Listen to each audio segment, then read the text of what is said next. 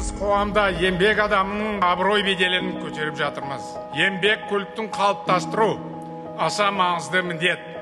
Кез келген жұмыс қадірлі. Өзімнің әкем ұста болған, нағашы атам зергер болған. Біз енді үрім бұтағымызбен қол өнершіміз. Аллаға шүкір, енді осы уақытқа дейін біраз жетістіктеріміз де бар, қоғамға үлесіміз де бар. Өйткені мектеп, колледж, университеттер шақырады бізді. Солармен жастарға үйретіп жатырмыз, шәкірттерім бар деген сияқты. Экспоға қатыстық, халықаралық дәрежеде бірнеше көрмеге қатыстым. Оның кейін әрбір наурыздар бізсіз өтпейді.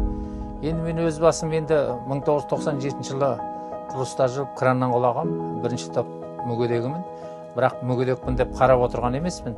Әрқашанда қолымда ісім бар, Аллаға шүкір, Алланың берген кәсібі бар деген сияқты атадан мұра болып келе жатқан. Соны атқарып келе жатырмыз. Барлық көрме, іс-шараның бәрі біз арқылы өтеді. Міне Абайдың 180 жылдығына мысалы этно ауыл ашылды, онда да болдық.